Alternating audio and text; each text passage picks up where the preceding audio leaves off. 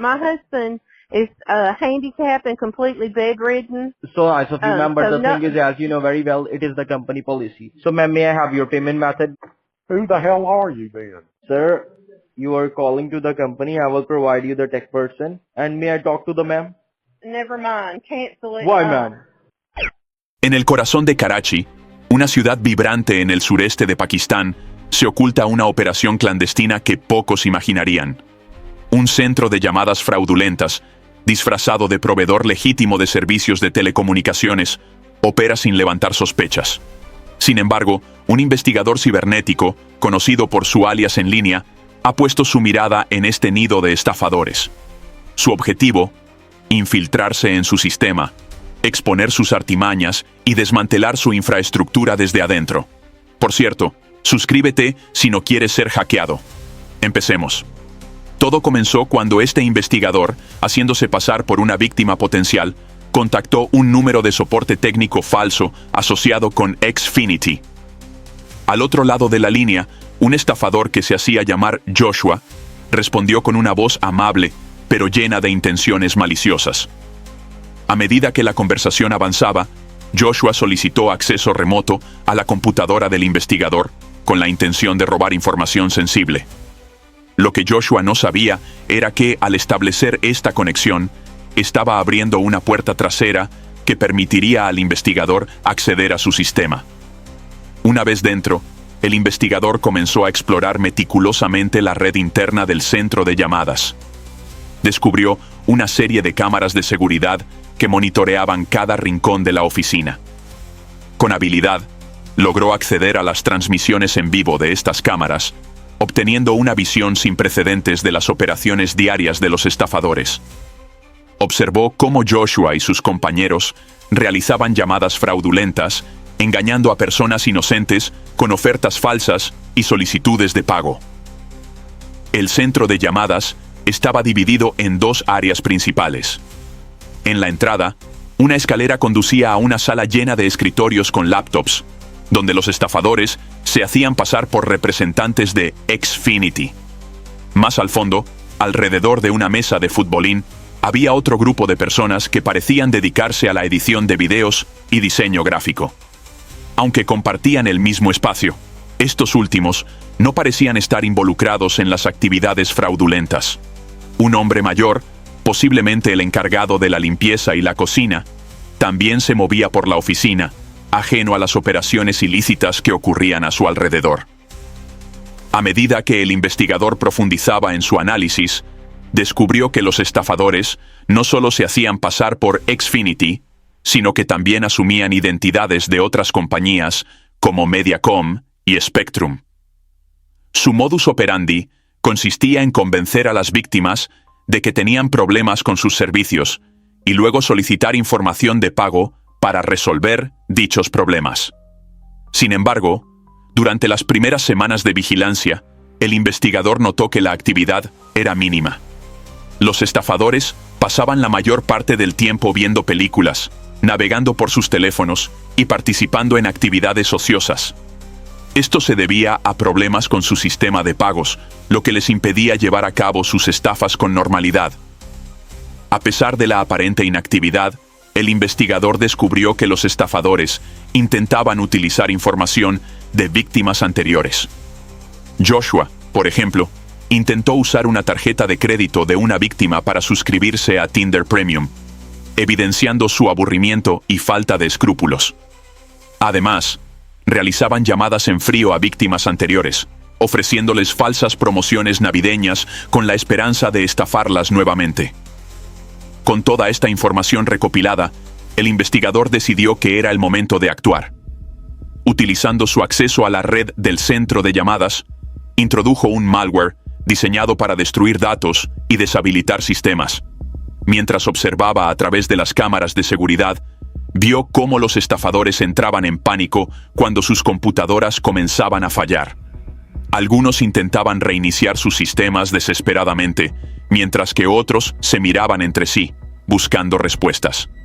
El caos se apoderó de la oficina, y el investigador, satisfecho con su trabajo, se desconectó, sabiendo que había frustrado al menos temporalmente las operaciones de este grupo de estafadores.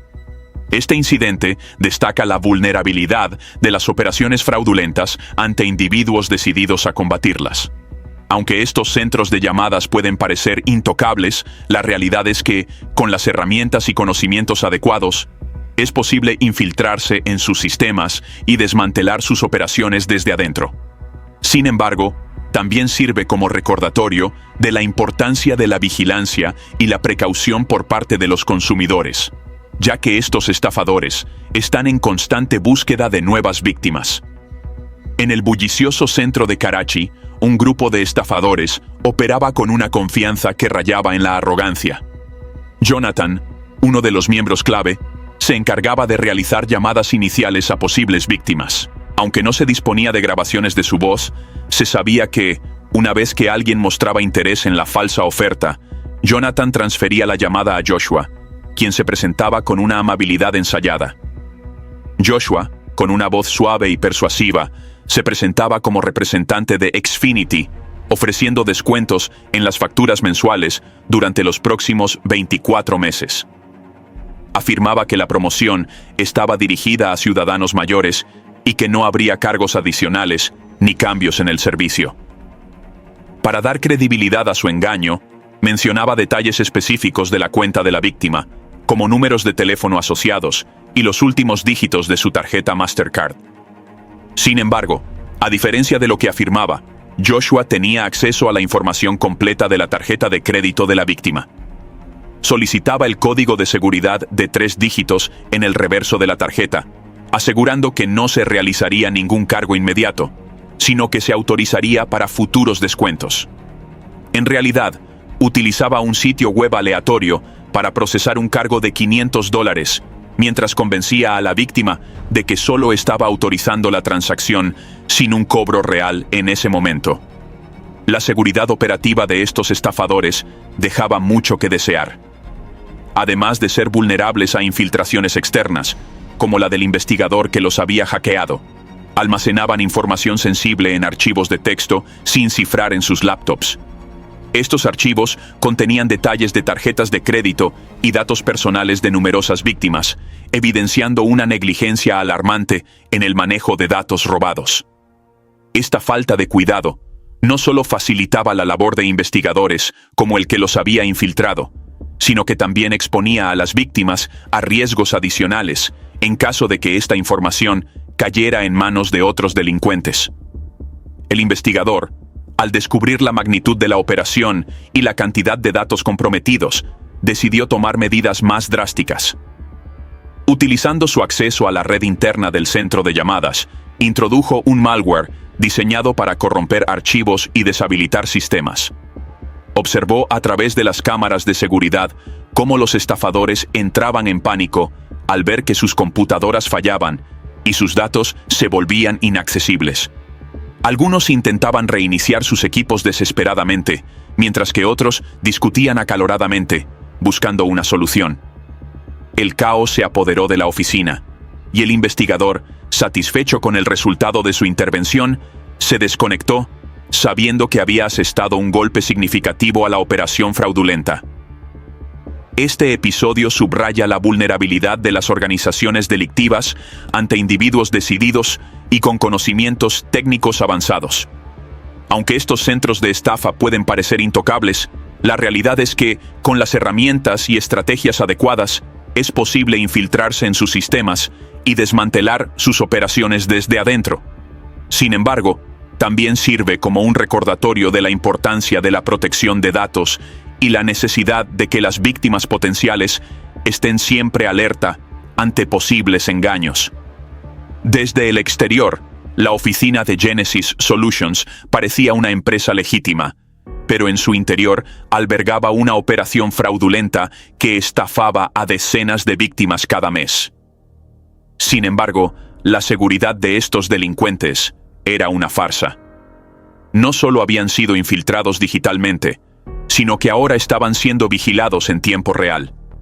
Las cámaras de seguridad de su propio call center transmitían cada uno de sus movimientos a alguien que conocía cada detalle de su operación. El investigador, tras haber obtenido acceso a la red interna de la empresa, comenzó a profundizar en los archivos de los estafadores. No tardó en descubrir un documento clave, una hoja de cálculo con los nombres de 6 empleados de Genesis Solutions, junto con sus salarios.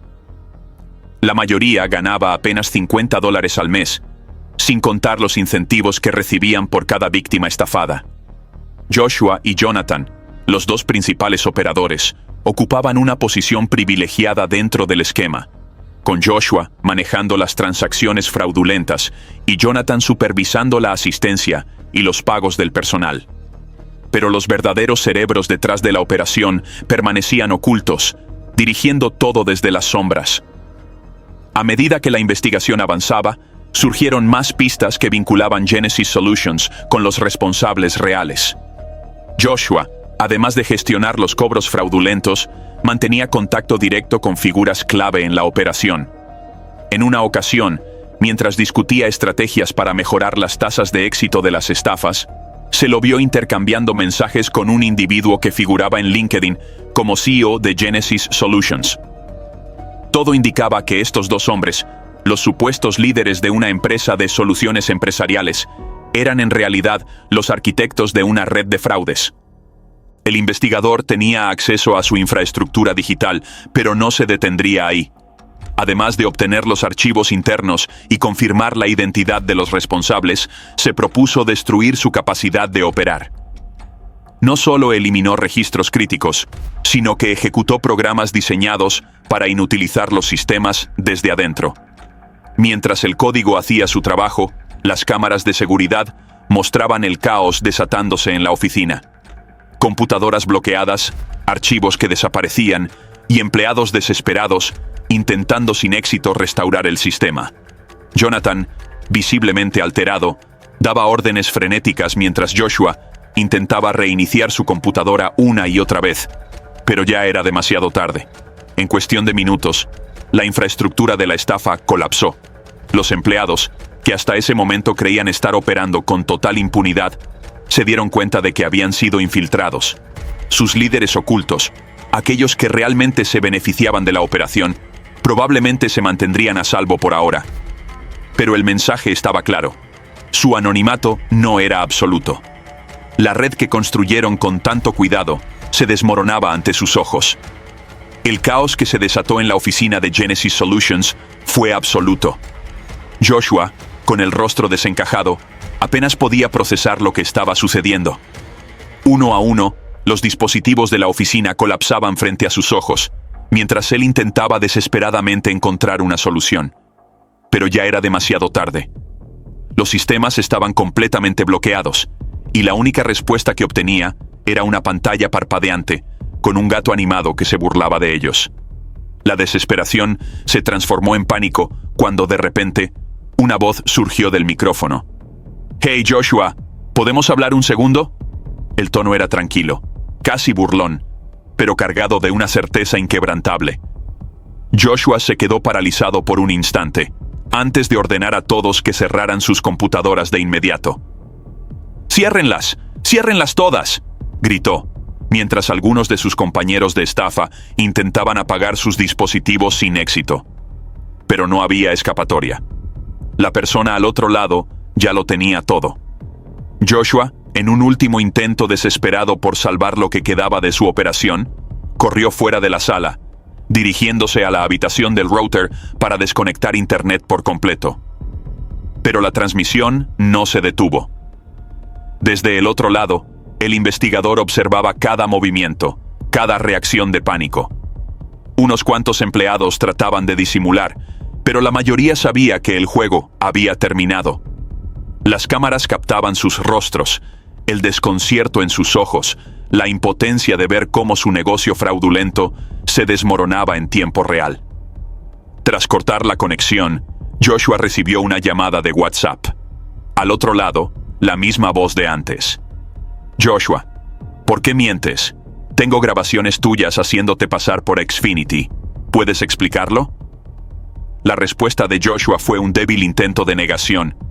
«Hermano, ¿qué quieres de mí?», dijo con la voz temblorosa. Pero ya no había argumentos que valieran.